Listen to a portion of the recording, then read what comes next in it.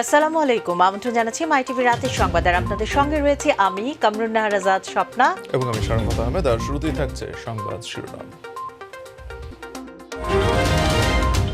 21শে August grenade হামলায় ঘৃণ্য রাজনীতির নজির। মন্ত্রিসভা বৈঠকে প্রধানমন্ত্রী পিএসসি, জিএসসি ও এইচএসসি পরীক্ষার বিষয়ে সিদ্ধান্ত হয়নি। দেশে করোনা পরিস্থিতি ভালো বললেন স্বাস্থ্যমন্ত্রী। অনেক কোভিড হাসপাতালকে নন কোভিড করা হবে, বন্ধ অ্যান্টিবডি টেস্ট।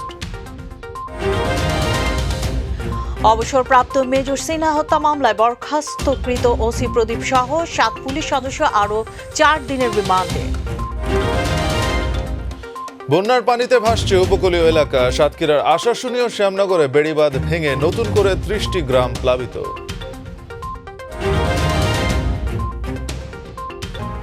শুনছিলেন সংবাদ শিরোনাম। সংবাদের সাথে থাকছে মাই টিভির সাপ্তাহিক আয়োজন নিয়ম অনিয়ম।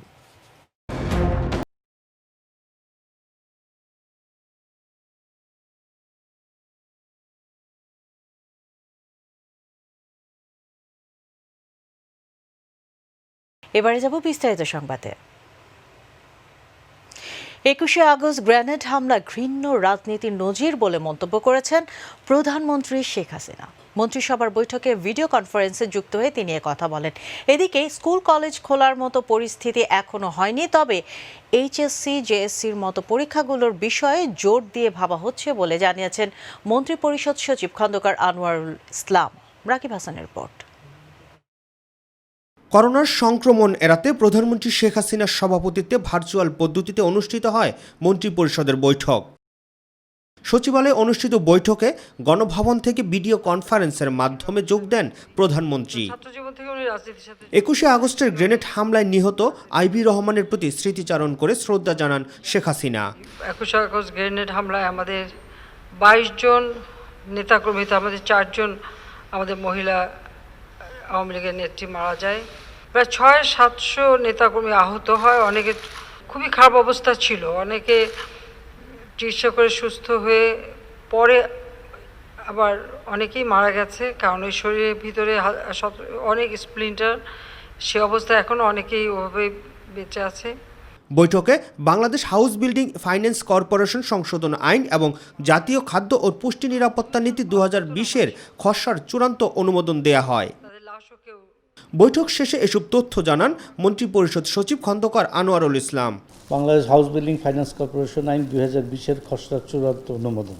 মন্ত্রিসভায় কওমি মাদ্রাসার ডিগ্রি ও মাস্টার্স পর্যায়ের সকল পরীক্ষা সম্পন্ন করার ব্যাপারে সিদ্ধান্ত নেওয়া হলেও স্কুল কলেজ খুলে দেওয়ার বিষয়ে এখনও কোনো সিদ্ধান্ত হয়নি বলে জানান তিনি। কওমি মাদ্রাসারা তারা আপিল করেছিল যে তারা উপরের লেভেলের পরীক্ষাগুলো নিয়ে নিতে চায়, তো সেটা গভর্নমেন্ট অ্যাগ্রি করে দিয়েছে। আর এইচএসসি বা অন্য পরীক্ষা মাদ্রাসা শিক্ষা, এটা শিক্ষা মন্ত্রণালয় তারা আলোচনা করতেছে, তারা একটা দেখে তারপর তারা খুব কুইকলি একটা।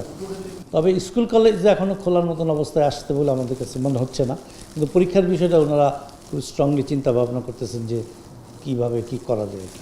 Rakib Hasan, My TV, Dhaka. Corona virus শনাক্তে অ্যান্টিজেন টেস্ট অনুমোদন দিয়েছে সরকার, তবে অ্যান্টিবডি টেস্ট এ মুহূর্তে অনুমোদন দেওয়া হচ্ছে না বলে জানিয়েছেন স্বাস্থ্যমন্ত্রী জাহেদ মালেক। সচিবালয়ে তাইওয়ানের পক্ষ থেকে দেয়া করোনা সুরক্ষা সামগ্রী গ্রহণ শেষে সাংবাদিকদের প্রশ্নের জবাবে কথা বলেন তিনি। যে সকল দেশ ভ্যাকসিন তৈরিতে এগিয়ে রয়েছে তাদের সাথে যোগাযোগ অব্যাহত রয়েছে বলেও জানান স্বাস্থ্যমন্ত্রী। রাকিব হাসানের আরও একটি রিপোর্ট। বিশ্বের বিভিন্ন দেশে প্রতিনিয়তই বেড়ে চলেছে করোনার সংক্রমণের হার। অনেক উন্নত দেশের তুলনায় বাংলাদেশের পরিস্থিতি এখন অনেকটাই ভালো। কমেছে মৃত্যু ও সংক্রমণের হার, বেড়েছে সুস্থতার সংখ্যা। সচিবালয় সাংবাদিকদের এমনটাই জানিয়েছেন স্বাস্থ্যমন্ত্রী জাহিদ মালেক।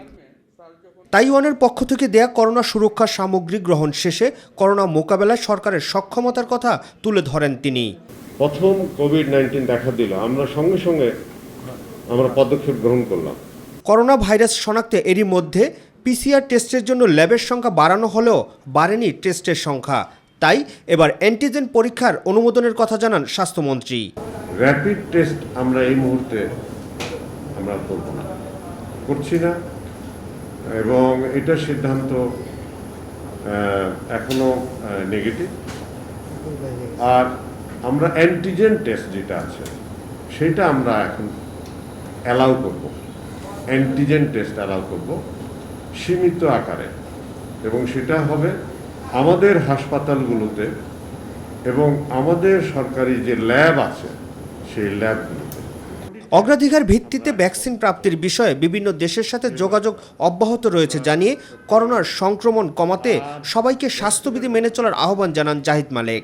ভ্যাকসিন আপনারা জানেন ইতিমধ্যে বিশ্বের বেশ কয়েকটি দেশে অ্যাডভান্স স্টেজে চলে গেছে, তাদের সাথে যোগাযোগ আছে, কথাবার্তা আছে, এবং এই বিষয়গুলো ফাইনাল সিদ্ধান্ত মাননীয় প্রধানমন্ত্রী নেবেন।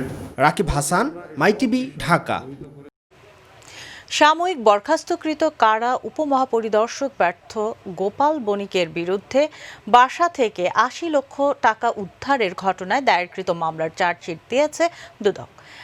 টাকা ব্যাংকে না রেখে পাচারের উদ্দেশ্যে বাসায় লুকিয়ে রাখায় মানি লন্ডারিং মামলাও করেছে দুদক। এছাড়াও জ্ঞাত আয় বহির্ভূত সম্পদ অর্জনের অভিযোগ পাওয়ায় হানিফ এন্টারপ্রাইজের মালিক কফিল উদ্দিনকে জিজ্ঞাসাবাদ করেছে দুদক। আরও জানাচ্ছেন সাইদুর রহমান আবির। 2019 সালের জুলাই মাসে বরখাস্তকৃত কারা উপমহাপরিদর্শক ডিআইজি প্রিজন পার্থ গোপাল বণিকের বাসায় অভিযান চালিয়ে ৮০ লাখ টাকা উদ্ধার করে দুর্নীতি দমন কমিশন দুদক। উদ্ধারকৃত টাকার কোনো যৌক্তিক উৎস না দেখাতে পারায় পার্থ গোপাল বণিকের বিরুদ্ধে মামলা করে দুদক। 1 বছরেরও বেশি সময় যাবৎ তদন্ত কাজ শেষ করে এই মামলার চার্জশিট দিয়েছে দুদক। অনিয়ম ও দুর্নীতির মাধ্যমে অর্জিত টাকা ব্যাংকে না রেখে পাচারের উদ্দেশ্যে বাসায় রাখায় মানি লন্ডারিং মামলাও হয়েছে বরখাস্তকৃত ডিআইজি প্রিজনের বিরুদ্ধে। পার্থ গোপাল বণিকের বিরুদ্ধে 2019 সালের জুলাই মাসে ৮০ লক্ষ টাকা সহ তার বাসায় অবৈধভাবে ঘুষের মাধ্যমে অর্জিত ৮০ লক্ষ টাকা পাওয়া যাওয়ায় তাকে গ্রেফতার করা হয়েছিল এবং তার বিরুদ্ধে মামলা করা হয়েছিল। কোনো অ্যাকাউন্টে না রেখে পাচারের উদ্দেশ্যে তার নিজ ঘরেই হেফাজতে রেখেছিলেন। সেই জন্য তার বিরুদ্ধে মানি লন্ডারিং আইনসহ দুদক আইনের ২৭(১) ধারা এবং দণ্ডবিধি ১৬১ ধারা মামলা চার্জশিট দাখিল করা হয়েছে। এদিকে জ্ঞাত আয় বহির্ভূত সম্পদ অর্জনের অভিযোগে হানিফ এন্টারপ্রাইজের মালিক কফিল উদ্দিনকে জিজ্ঞাসাবাদ করেছে দুর্নীতি দমন কমিশন। হানিফ পরিবহনের মালিক কফিল উদ্দিন এবং তার স্ত্রী এবং আরেক মালিক ইবা হানিফ, এই তিনজনকে জ্ঞাত আয় বহির্ভূত সম্পদ অর্জনের অভিযোগে বিষয় অনুসন্ধানের স্বার্থে অনুসন্ধানকারী কর্মকর্তা আজ তাদেরকে দুদকে জিজ্ঞাসাবাদের জন্য তলব করেছিলেন। সাইদুর রহমান আবির, মাইটিভি, ঢাকা। অবসরপ্রাপ্ত মেজর সিনহা মোহাম্মদ রাশেদ খান হত্যা মামলায় টেকনাফ থানার প্রত্যাহারকৃত ওসি প্রদীপ সহ 7 পুলিশ সদস্যের দ্বিতীয় দফায় আরও 4 দিনের রিমান্ড মঞ্জুর করেছেন আদালত। বিকেলে কক্সবাজারের সিনিয়র জুডিশিয়াল ম্যাজিস্ট্রেট তামান্না ফারাহ এ আদেশ দেন। তদন্তের স্বার্থে আসামিদের আরও জিজ্ঞাসাবাদ করা দরকার, তাই রিমান্ডের আবেদন করা হয়েছে বলে জানিয়েছেন মামলার তদন্তকারী কর্মকর্তা। প্রতিনিধি এম সাইফুল ইসলামের তথ্যে নূর মোহাম্মদের রিপোর্ট। প্রথম দফায় 7 দিনের রিমান্ড শেষে নিয়ম অনুযায়ী স্বাস্থ্য পরীক্ষা করা হয় অবসরপ্রাপ্ত মেজর সিনহা মোহাম্মদ রাশেদ খান হত্যা মামলার আসামি টেকনাফ থানার সাবেক ওসি প্রদীপ কুমার দাস সহ অন্য আসামিদের।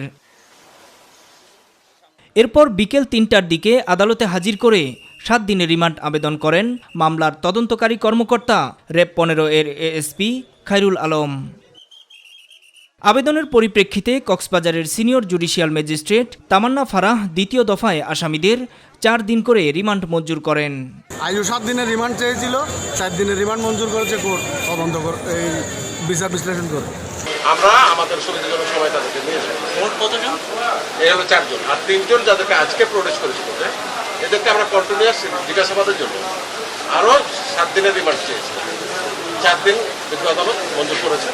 রিমান্ডপ্রাপ্ত সাবেক ওসি প্রদীপ, ইন্সপেক্টর লিয়াকত ও নন্দলাল ছাড়া অন্য 4 পুলিশ সদস্য হলেন সাবেক কনস্টেবল সাফানুর করিম, কনস্টেবল কামাল হোসেন, কনস্টেবল আব্দুল আল মামুন ও এএসআই লিটন মিয়া। এর আগে গত ৬ আগস্ট সিনহা হত্যা মামলার তদন্ত কর্মকর্তার ১০ দিনের রিমান্ড আবেদনের পরিপ্রেক্ষিতে শুনানি শেষে একই আদালত প্রথম দফায় আসামিদের প্রত্যেককে ৭ দিনের রিমান্ড মঞ্জুর করেন। নূর মোহাম্মদ, মাই টিভি। সাতক্ষীরার উপকূলীয় উপজেলা আশাশুনি ও শ্যামনগরের খোল পেটুয়া ও কপোতাক্ষ নদের জরাজীর্ণ বেড়িবাঁধ ভেঙে নতুন করে প্রায় ৩০টি গ্রামের ৪০,০০০-এর অধিক মানুষ পানিবন্দী হয়ে পড়েছে। ফলে ভেসে গেছে হাজার হাজার বিঘা মৎস্য ঘের ও ফসলি জমি।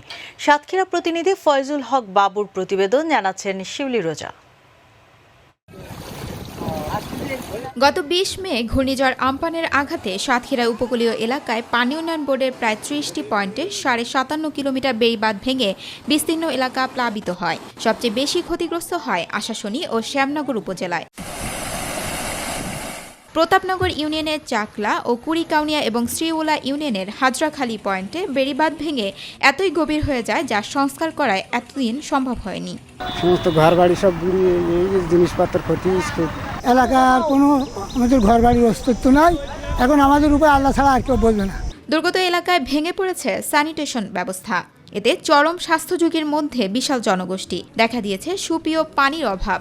এভাবে ভাসতেছে, আমাকে কিছু নেই, গরু বাছুর ধান চাল সব বেশি গেছে। খাওয়া নেই, কালকে দুপুরে খাইনি, তার আগের দিন দুপুরে খাইনি। আর পরে যাবো, আর যাওয়ার কোনো রাস্তা নেই। রান্না খাবার কোনো ইয়ে নেই আমার পানির পরে। ভুক্তভোগীদের অভিযোগ, পানি উন্নয়ন বোর্ড বেড়িবাঁধগুলো ঠিক রাখতে পারলে তাদের এই দুর্ভোগ হতো না। মানে গত জোয়ার থেকে আর কি রাস্তার উপরে 2 ফুট থেকে 3 ফুট পানি বৃদ্ধি হয়েছে। পানি উন্নয়ন বোর্ড থেকে আমাদের কোনো আশ্বাস দিচ্ছে না এবং তারা কোনো কাজই করতেছে না। পানিটা যদি বেড়িবাঁধটা যদি সংস্কার করা থাকতো বা আরেকটু প্রোটেকশন থাকতো তাহলে এত ক্ষতিগ্রস্ত হতো না। আর এই এখন যা হয়েছে আমাদের গরু ছাগল হাঁস মুরগি এবং আমাদের জান নিয়েও টানাটানি। এছাড়াও সরকারি ত্রাণ যা এসেছে অনেকেই তা পাননি বলেও অভিযোগ রয়েছে। যে ত্রাণ দেয় ত্রাণ পাই না, বর্তমান রাস্তা খুবই খারাপ, এই তো ভেঙে ডুবে গেছে। মাননীয় প্রধানমন্ত্রী উনি কতটুকু আমাদের উপকার মানে উনি এখন দেখবেন সে আশা এবং ওনার হস্তক্ষেপটা আমরা মূলত এখন কামনা করছি। ইতিমধ্যে সাতক্ষীরা জেলা প্রশাসক দুর্গত এলাকা পরিদর্শন করে দুর্গতদের মাঝে 40 মেট্রিক টন চাল বরাদ্দ দিয়েছেন। জনস্বাস্থ্য প্রকৌশলীর উনি আমাদের বলেছেন যে ওনাদের পানির কোনো সমস্যা নেই এবং পানি বিশুদ্ধকরণ ট্যাবলেটও রয়েছে। এগুলো স্থানীয় যে চেয়ারম্যানদের সাথে কথা বলে ওনারা এগুলোর ব্যবস্থা করছেন এবং স্যানিটেশনের সমস্যা রয়েছে, স্যানিটেশনের জন্য ওনার সাথে আমার কথা হয়েছে। উনি বলেছেন অস্থায়ী তিনি ল্যাট্রিনেরও ব্যবস্থা করে দিবেন। এর মধ্যে 40 মেট্রিক টন গতকাল দিয়েছে এবং আজকে 50 মেট্রিক টন চাল বরাদ্দ দিয়েছে এবং নগদ 1 লাখ টাকা, গতকাল 1 লাখ টাকা দেওয়া হয়েছে। দ্রুত কিভাবে এটাকে কাজ করা যায়, যেহেতু এই মুহূর্তে সেনাবাহিনী কাজ করতে পারছে না, ফলে স্থানীয়ভাবে আমরা এটিকে গড়ে তোলার চেষ্টা করছি। আমাদের বিভাগীয় কমিশনার স্যার সহ আমাদের মাননীয় সংসদ সদস্যরা এ ব্যাপারে এগিয়ে আসছেন, তারাও কাজ করছেন। এদিকে পানি উন্নয়ন বোর্ডের এই কর্মকর্তা জানালেন, টেকসই বেড়িবাঁধের পরিকল্পনা গ্রহণ করা হয়েছে। খুব শীঘ্রই এর সুফল ভোগ করবে উপকূলীয় এলাকাবাসী। টেকসই বেড়িবাঁধ নির্মাণের পরিকল্পনা গ্রহণ করছি। একটা হলো গাবুরায়, যেটা 15 পোল্ডার, সেইটার আমরা প্রায় 1000 কোটি টাকা ব্যয়ে ডিপিপি প্রণয়ন করছি এবং সেইটা পানি সম্পদ মন্ত্রণালয় থেকে পরিকল্পনা কমিশনে চলে গেছে। খুব শীঘ্রই পরিকল্পনা কমিশন এ বিষয়ে সবাইকে যাতে একনেকে পাঠাতে পারে সেই ব্যবস্থা করবে। শিউলি রোজা, মাই টিভি। এবারে নিয়ম অনিয়ম। নিয়ম না মানার প্রবণতায় আবারও অনিরাপদ হয়ে উঠেছে রাজধানীর সড়ক। বেপরোয়া যান চলাচল তো রয়েছেই, আর তার উপর সড়কে যাত্রীদের অসতর্ক চলাফেরা বাড়িয়ে তুলছে ঝুঁকির মাত্রা। আইন প্রয়োগ করেও চালক যাত্রীদের মধ্যে আনা যাচ্ছে না সচেতনতা। বিস্তারিত ড্যানি দ্রঙের রিপোর্টে। নিরাপদে যেন যাত্রীরা বাসে উঠতে কিংবা নামতে পারেন সেজন্য রাজধানীর বিভিন্ন স্থানেই তৈরি করা হয়েছে এমন বাস বে, সোজা কথায় বাস স্টপেজ। কিন্তু এর কোনো তোয়াক্কাই যেন নেই কারো কাছে। আগের মতোই যত্রতত্র যাত্রী উঠানোর প্রতিযোগিতায় চালকরা। বাস বে বলে যে কিছু রয়েছে সেটি যেন জানা নেই তাদের কারো। শুধু তাই নয়, বাস স্টপেজ বা বাস বে থেকে গাড়িতে ওঠার বিষয়ে অসচেতনতা দেখা গেল যাত্রীদের মধ্যেও। না, আমি বুঝতে পারি না, আমি তো দেখতেছি এখানে বাস থামতেছে তাই এখানে দাঁড়িয়ে আছি। তো নয়, বাস যদি ওই জায়গায় যেতাম আমরা ওই জায়গায় চলে যেতাম। চালকদের কাছে এই বিষয়ে জানতে চাইলে অনেকটাই এড়িয়ে যাওয়ার চেষ্টা তাদের। পাবলিক মনে করেন কি জানেন, এরা হইলো কোন দিকে আগে যাওয়া যায় বুঝছেন না কথা, স্টপেজ ছাড়া ওরা সিঙ্গেল দিব। কত জায়গায় সুবিধা আছে, আবার কত জায়গায় তাড়াহুড়া। যাত্রীরা বলতেছে যে তোমরা নাকি আগে পরে থামায়া দাও। থামানোর তো কোনো সুযোগই নাই, কোথাও কোনো সুযোগ নাই। চালক যাত্রীর পাল্টাপাল্টি কথায় সড়কে নিরাপত্তা নিয়ে যেন ফের উঠছে প্রশ্ন। ভাইয়া বাস স্টপেজ তো ওই পারে, আপনি এখানে থামছেন কেন? মূল সড়কে থামছেন কেন? এই পাশে থামতেছে না, এবার এই পাশে থামবে, এই জন্য এই পাশে দাঁড়াইছি। তো ওই পাশে তো যায় না, দেরি হয়, এই জন্য তো এই পাশে দাঁড়ায় আছি। বলবে না না, এনে অনেকক্ষণ ধরে দেখতেছি। আমি ভাই বলে চলে যাবো। বাস কি থামতেছে এখানে? থামতেছে। এই পাশে থামলা কেন? ওই পাশে বাস স্টপেজ না? অনেক জ্যাম, অনেক জ্যাম। তবে ট্রাফিক পুলিশের ভাষ্য, নিয়ম শৃঙ্খলা কেউ না মানলেই নেওয়া হচ্ছে আইনি ব্যবস্থা। যদি কেউ ভায়োলেট করলে তো মেন রোডে গাড়ি দাঁড়ায়, যদি রোড অবস্ট্রাকশন করে সেক্ষেত্রে আমরা রোড অবস্ট্রাকশনের ফাইন দেই। আর পাবলিক যখন দৌড়ায় চলে যায়, পাবলিককেও তার মামলা দেওয়া যাচ্ছে না, বুঝায় এখানে আটকায় রাখি, বুঝায়, এই এছাড়া কিছু করা যাচ্ছে না। বিশেষজ্ঞরা জানিয়েছেন, সবার মধ্যে সচেতনতা আনতে এ বিষয়ে প্রচারণাকে জোরদার করতে হবে, নয়তো বাস বে এর কোনো সুফল পাওয়া যাবে না। কস্টিংটা হল বাস বে তৈরি করতে, সেটা যেমন আমার নষ্ট হচ্ছে, সুযোগটা নষ্ট হচ্ছে। দ্বিতীয় কথা হচ্ছে ইন্টারসেকশনে যাত্রী ওঠানামা করানোতে কিন্তু দেখা যায় আমার যানজট তৈরি হচ্ছে এবং দুর্ঘটনার মাত্রা ঝুঁকিটাও কিন্তু বেড়ে যাচ্ছে। আমাদের বাস বে গুলোকে পর্যাপ্তখানে তৈরি করতে হবে, চিহ্নিত করতে হবে, যাত্রী এবং চালক উভয় পক্ষই যেন এটা ব্যবহার করে সেই বিষয়ে নিশ্চিত করতে হবে। এবং এই বিষয়ে আপনার যারা এনফোর্সমেন্ট অথরিটি আছে, ট্রাফিক পুলিশ, হাইওয়ে পুলিশ, তাদেরকে এই বিষয়ে পদক্ষেপ নিতে হবে। বাস বেগুলোর রক্ষণাবেক্ষণের দিকেও নজর দেওয়ার আহ্বান বিশেষজ্ঞদের। বর্তমানে যে জায়গাটিতে আমি দাঁড়িয়ে রয়েছি এটি আদতে একটি বাস স্টপেজ, কিন্তু এখানকার ব্যবস্থাপনা দেখে এটি বলা মুশকিল দিনে এখানে আসলে কতবার বাস থামে। স্টপেজে বাস থামানোর বিষয়ে নিয়ম মানছেন না চালকরা, অন্যদিকে সচেতন নন সাধারণ মানুষও। কিন্তু এভাবে আর কতদিন? সমাজের সর্বস্তরের সব অনিয়ম দূর হয়ে প্রতিষ্ঠিত হোক নিয়মের শাসন, এমনটাই প্রত্যাশা করেন সবাই। দর্শক, চোখ রাখুন মাই টিভির সাপ্তাহিক আয়োজন নিয়ম অনিয়মে। সাথে আছি আমি ডাইনিত রং। নিচে বিরতি, ফিরছে একটু পরেই। ফিরে এসে অন্যান্য সংবাদের সঙ্গে আরও যা থাকছে। 24 ঘন্টায় দেশে করোনায় আরও 42 জনের মৃত্যু। স্বাস্থ্যবিধি না মানার প্রবণতা ও প্রশাসনের দুর্বলতা দায়ী বলছে সচেতন মহল।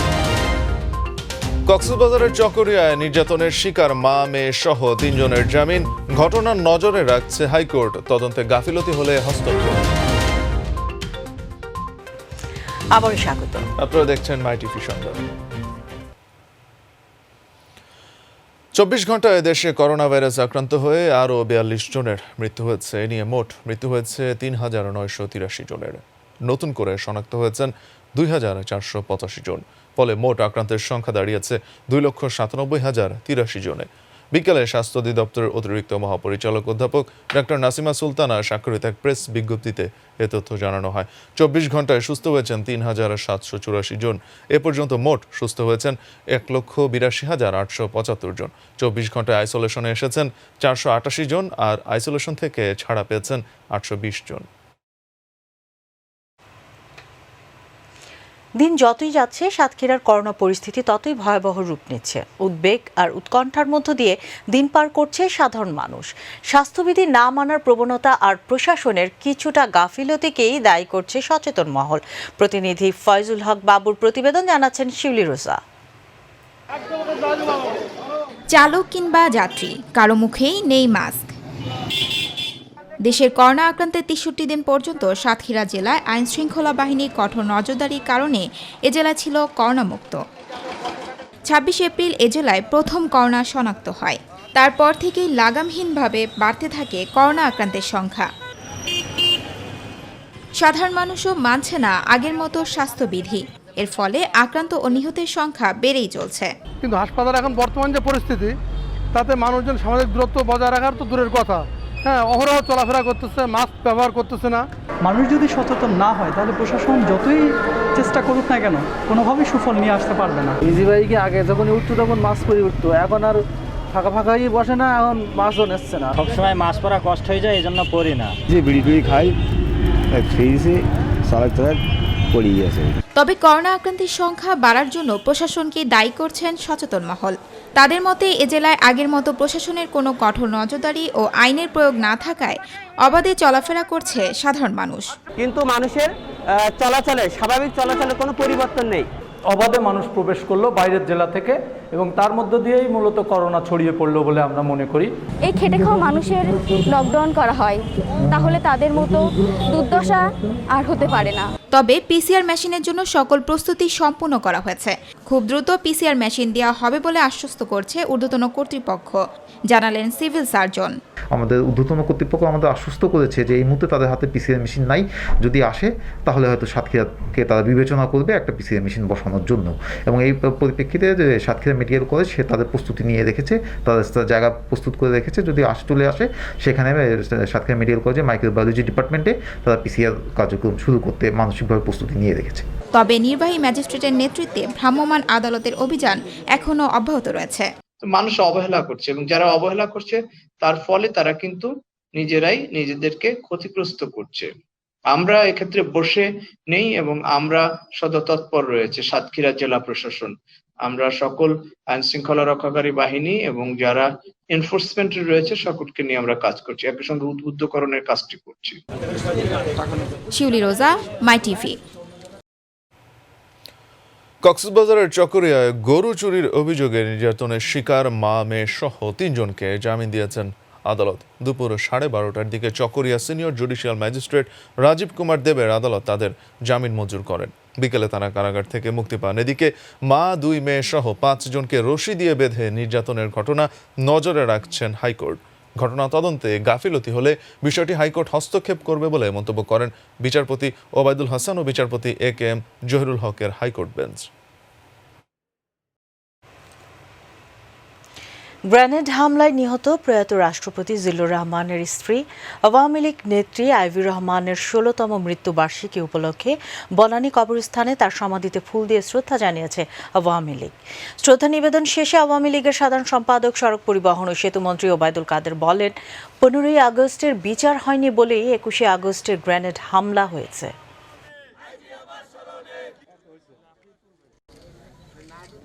1975 সালে জিয়াউর রহমান যদি বঙ্গবন্ধুর খুনিদের প্রশ্রয় না দিত, আশ্রয় না দিত, মোস্তাকের ইন্ডিমনিটিকে সংবিধানের 5ম সংশোধনীতে সংশোধনী করে খন্দকার মোস্তাকে যদি বেনিফিশিয়ারি হিসাবে প্রধান সেনাপতি না হতেন,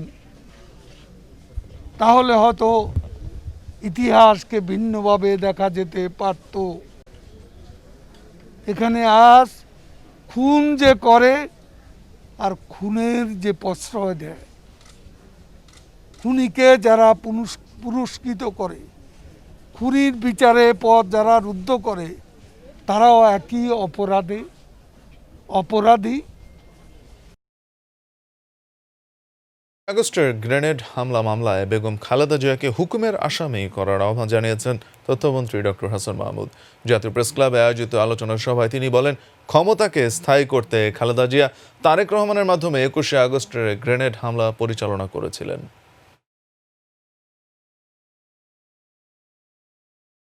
ঢাকা মেডিকেল কলেজে যখন আহতদের নিয়ে যাওয়া হয়, সব ডাক্তার চলে গেছে সরকারের নির্দেশে।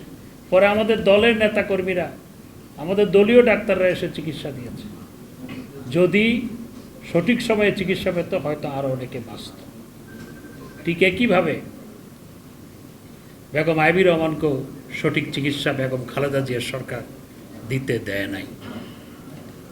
তাই আজকে সময়ের দাবি হচ্ছে সত্য উদ্ঘাটনের স্বার্থে, ইতিহাসকে সঠিকভাবে লেখার স্বার্থে এবং ন্যায় প্রতিষ্ঠা করার স্বার্থে 21শে আগস্টের গ্রেনেড হামলা মামলায় সম্পূরক প্রয়োজনে চার্জশিট দিয়ে বেগম খালেদা জিয়াকেও হুকুমের আসামি করা প্রয়োজন। এটি জনগণের দাবি। কক্সবাজার বঙ্গোপসাগর থেকে এ যাবৎকালের সবচেয়ে বড় ইয়াবার চালান আটক করেছে র্যাব। বঙ্গোপসাগরের খুরুশকুল পয়েন্ট থেকে 13 লাখ পিস ইয়াবা ট্যাবলেটের এই বিশাল চালান আটক করা হয়। রোববার রাতে চালানো অভিযানে ইয়াবা পাচারে জড়িত থাকার অভিযোগে এক রোহিঙ্গা সহ 2 পাচারকারীকে আটক করা হয়। দুপুরে কক্সবাজার রামু চাইন্দা র্যাবের 15 এর সদর দপ্তরে সংবাদ সম্মেলনে র্যাবের অতিরিক্ত মহাপরিচালক কর্নেল তোফাল মোস্তফা সারওয়ার এ তথ্য জানান।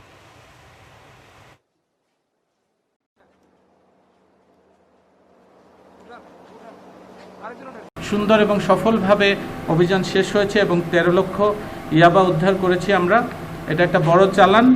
তাদের সাথে fishing boat, mobile, sim card সহ কিছু নগদ টাকা উদ্ধার করা হয়েছে। এই মাদকের মূল্য আনুমানিক 40 কোটি টাকা। সংস্কার কাজে ধীর গতির কারণে দুর্ভোগে পড়েছেন জয়পুরহাট আক্কেলপুর সড়কে চলাচলকারীরা। পুরো সড়ক জুড়ে গর্ত থাকায় ঝুঁকি নিয়ে চলছে যানবাহন। দ্রুত সড়কের কাজ শেষ করার দাবি জানিয়েছেন স্থানীয়রা। এদিকে সংশ্লিষ্টরা বলছেন অচিরেই সড়কটি চলাচলের উপযোগী করে তোলা হবে। প্রতিনিধি বিপুল কুমার সরকারের প্রতিবেদন জানাচ্ছেন মোবাল্লিক করিম। 2018 সালে জয়পুরহাট আক্কেলপুর সড়কের সংস্কারের কাজ 2019 সালের অক্টোবরের মধ্যে সম্পন্ন করার কথা থাকলেও এখন পর্যন্ত হয়েছে মাত্র 60% কাজ। সংস্কার কাজের জন্য পুরো সড়ক জুড়ে সৃষ্টি হয়েছে গর্ত। এতে মাঝে মধ্যে ঘটছে দুর্ঘটনা। প্রত্যেকটা দিন আমাদের গাড়ি ঘোড়া নষ্ট হয়। এখন একমাত্র আল্লাহ পাক জানে যে কবে এই রাস্তার কাজ সম্পন্ন হবে। 3 বছর হচ্ছে এই রাস্তায় এখনো কোনো মেরামত কোনো কিছু হয় না। কাজে ধীরগতি আর মাঝে মধ্যে কাজ বন্ধ করে রাখার জন্য বেড়েছে দুর্ভোগ। কোথাও হাফ কিলো, কোথাও 1 কিলো, কোথাও দেখা যায় যে হলো সামান্য একটু করে হারে চলে যায়। এখন পর্যন্ত কোনো খোঁজ খবর নাই। তো প্রায় 2 বছর ধরে এরকম হচ্ছে, কিন্তু আমাদের চলাফেরা করতে আমাদের খুব অসুবিধা হচ্ছে। কর্তৃপক্ষের কাছে অনুরোধ করতেছি যাতে দ্রুত আমাদের রাস্তাটা সংস্কার করা হয়। ঠিকাদারি প্রতিষ্ঠানের পক্ষ থেকেও স্বীকার করা হয় জনদুর্ভোগের কথা। এই রাস্তার কাজ সাময়িকভাবে বন্ধ ছিল। জনগণের যাতায়াতের জন্য খুব কষ্ট হয়েছে। ঈদের কারণে কাজ বন্ধ ছিল। এখন কাজ চালু করব। অক্টোবর মাস 80% কাজ সম্পূর্ণ করবে। এ বিষয় নিয়ে ঠিকাদারি প্রতিষ্ঠানকেও দেওয়া হয়েছে নোটিশ। 7/2020 তারিখে একটি 28 দিনের নোটিশ ইস্যু করেছি চুক্তি বাতিলের জন্য। এই 28 দিনের ভিতরে যদি তারা কাজের গতি সন্তোষজনক পর্যায়ে না আনে তাহলে আমরা চুক্তি বাতিল করবো এবং নতুন ঠিকাদার নিয়োগ করে বাকি কাজ সম্পন্ন করব। এদিকে সড়কের কাজ দ্রুত শেষ করার দাবি ভুক্তভোগীদের। মোবাল্লিক করিম, মাই টিভি, নিউজ ডেস্ক। দর্শক সময় হলো আরো একটি বিরতি নেবার। আর যখন ফিরছি অন্যান্য সংবাদের সাথে আরো যা থাকছে। ফিলিপাইনে 2 দফা বিস্ফোরণে 5 সেনা সদস্য সহ অন্তত 10 জন নিহত, আহত 17।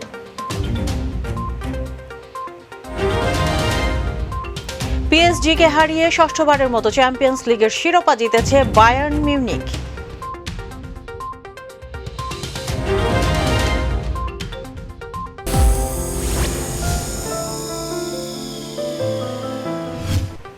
বিরতির পর স্বাগত আবারও। আপনারা দেখছেন মাই টিভি সংবাদ। এবারে যাব গ্রাম বাংলার খবরে।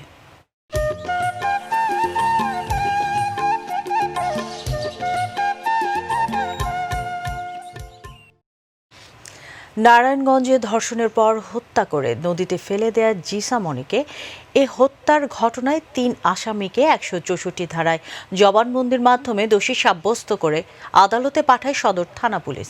কিন্তু 1.5 মাস পর হঠাৎ করে জীবিত পাওয়া গেছে জিসামণিকে। এ নিয়ে পুরো জেলা জুড়ে চাঞ্চল্যের সৃষ্টি হয়েছে। সন্তানকে ফিরে পেয়ে শুকরিয়া আদায় করেছেন জিসার স্বজনরা।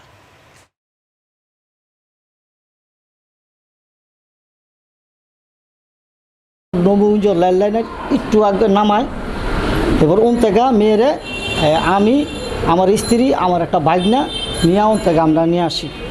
টিচার সাথে কথা বলো, ওরা পুরো বললাম যে শামীম স্যারকে জানাও, কারণ ওনারা বলছে আমাদের সব তথ্য জানার জন্য। আমি চাই আমার মেয়ে বুকে ফিরে যাক, আর যাদের আনছে হয়তো আমার ভুল হয়েছে, আমি ক্ষমা চাই। বরিশাল 4 হিজলা মেহেন্দিগঞ্জ আসনে ভারী বর্ষণ ও জোয়ারের পানি বৃদ্ধিতে ক্ষতিগ্রস্ত চরাঞ্চল বরিশালের হিজলা উপজেলার নাচকাঠি, চর, জানপুর সহ বিভিন্ন এলাকায় 300 পরিবারের মাঝে শুকনো খাবার বিতরণ করেন হিজলা উপজেলা পরিষদের ভাইস চেয়ারম্যান আলতাফ হোসেন। এ সময় উপস্থিত ছিলেন হিজলা প্রেস ক্লাবের সভাপতি দেলোয়ার হোসেন, উপজেলা ছাত্রলীগ সভাপতি সোলাইমান শান্ত, যুবলীগ নেতা তানজিল শিকদার সহ অন্যান্য নেতৃবৃন্দ।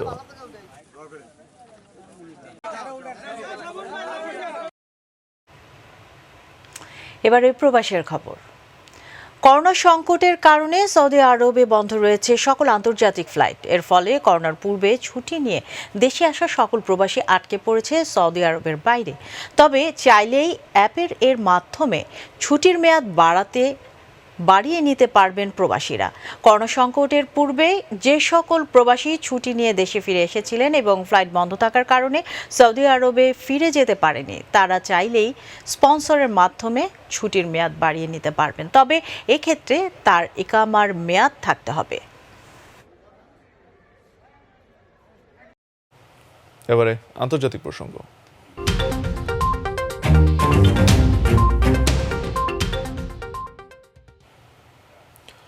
ফিলিপাইনে 2 দফা বিস্ফোরণে অন্তত 10 জন নিহত হয়েছে।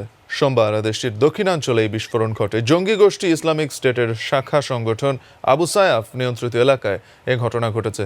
পুলিশ সেনাবাহিনীর সন্ত্রাস বিরোধী যৌথ টাস্ক ফোর্সের মুখপাত্র ক্যাপ্টেন রেক্স পেয়ট জানান, জোলো দ্বীপের টাউন প্লাজায় দুপুরের দিকে ভয়াবহ বিস্ফোরণের ঘটনা ঘটেছে এবং বিস্ফোরণে কমপক্ষে 5 সেনা এবং 5 বেসামরিক মানুষ নিহত হয়। আহত হয়েছেন 17 জন। কোভিড-19 মোকাবেলায় স্থানীয় প্রশাসনের মানবিক সহায়তা কার্যক্রমের সময় ওই বিস্ফোরণের ঘটনা ঘটে।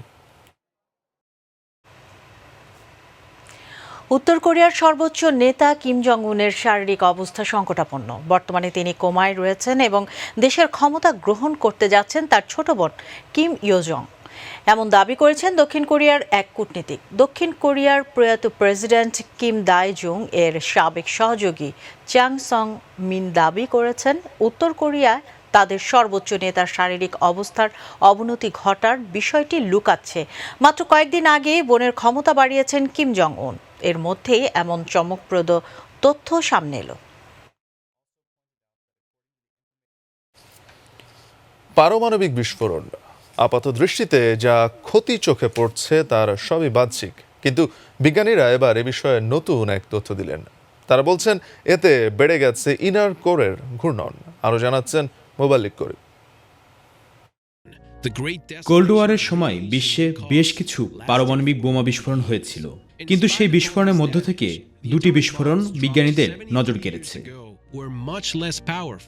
1971 সালে রাশিয়ার নোভা জেমলিয়া দ্বীপে একটি পারমাণবিক বিস্ফোরণ হয়।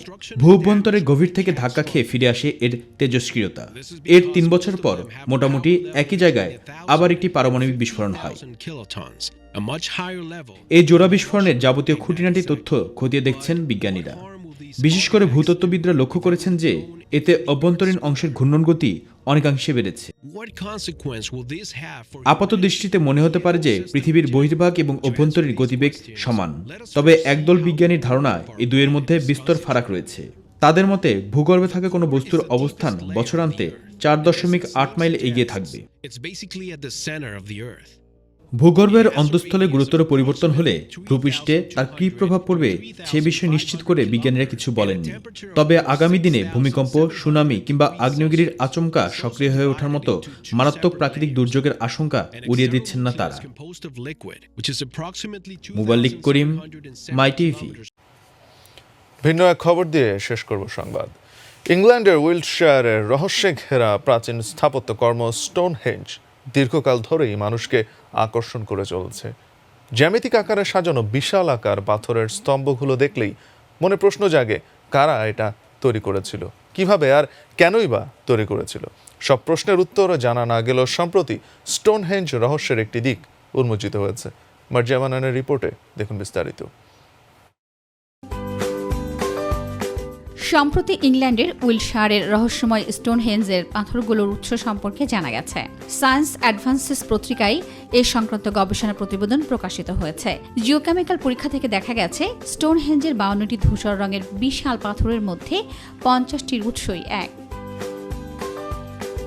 সার্সেন নামে পরিচিত এসব পাথর প্রায় 15 কিলোমিটার দূরের ওয়েস্টউড থেকে আনা হয়েছে। প্রায় 2500 বছর আগে স্থাপিত পাথরগুলোর মধ্যে সবচেয়ে বড় পাথরটি 30 ফুট লম্বা আর সবচেয়ে ভারী পাথরটির ওজন প্রায় 30 টন। যুক্তরাজ্যের ব্রাইটন বিশ্ববিদ্যালয়ের গবেষকরা বলছেন, স্টোনহেঞ্জে বেশ কয়েকটি ট্রিলিথন হর্স শো রয়েছে, যা সবগুলোই সারসেন পাথরের। ট্রিলিথন হচ্ছে 3টি পাথরের একটি নির্দিষ্ট বিন্যাস। এক্ষেত্রে 2টি খাড়া পাথরের ওপর অনুভূমিকভাবে রয়েছে তৃতীয় পাথরটি। এছাড়া স্টোনহেঞ্জের বাইরে যে বৃত্তাকার প্রাচীর তাও সারসেন পাথরের তৈরি।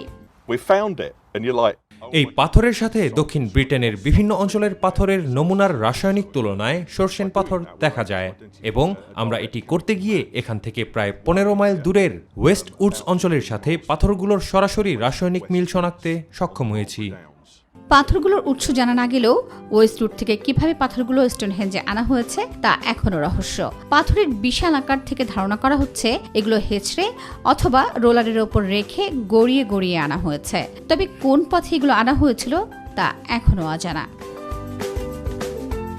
এর আগে দাবি করা হয়েছিল স্টোনহেঞ্জের অপেক্ষাকৃত ছোট আকারের পাথরগুলো 150 মাইল দূরের ওয়েলস রাজ্যের পেমব্রুকশায়ার থেকে আনা হয়। তবে সে সময়ের গবেষণায় সারসেন পাথরগুলোর উৎস সম্পর্কে কিছু জানা যায়নি।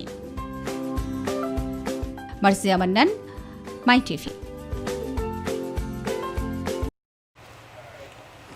এরই সঙ্গে সংবাদের শেষ প্রান্তে আমরা। তবে যাওয়ার আগে শিরোনামগুলো জানিয়ে দেব আরও একবার। 21শে আগস্ট গ্রেনেড হামলা ঘৃণ্য রাজনীতির নজির। মন্ত্রিসভা বৈঠকে প্রধানমন্ত্রী পিএসসি, জিএসসি ও এইচএসসি পরীক্ষার বিষয়ে সিদ্ধান্ত হয়নি। দেশে করোনা পরিস্থিতি ভালো বললেন স্বাস্থ্যমন্ত্রী। অনেক কোভিড হাসপাতালকে নন কোভিড করা হবে, বন্ধ অ্যান্টিবডি টেস্ট। অবসরপ্রাপ্ত মেজর সিনহা হত্যা মামলায় বরখাস্তকৃত ওসি প্রদীপ সহ 7 পুলিশ সদস্য আরও 4 দিনের রিমান্ডে। পানিতে ভাসছে উপকূলীয় এলাকা। সাতক্ষীরার আশাশুনি ও শ্যামনগরে বেড়িবাঁধ ভেঙে নতুন করে 30টি গ্রাম প্লাবিত। ফিলিপাইনে 2 দফা বিস্ফোরণে 5 সেনা সদস্য সহ অন্তত 10 জন নিহত, আহত 17। এবং পিএসজিকে হারিয়ে ষষ্ঠবারের মতো চ্যাম্পিয়ন্স লিগের শিরোপা জিতেছে বায়ার্ন মিউনিখ।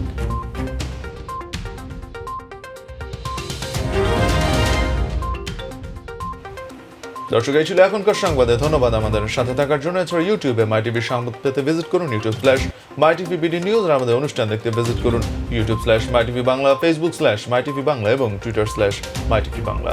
আমাদের পরবর্তী সংবাদ দেখার আমন্ত্রণ জানিয়ে বিদায় নিচ্ছি।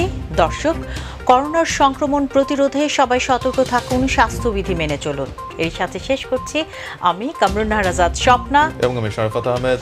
আল্লাহ হাফেজ। আল্লাহ হাফেজ।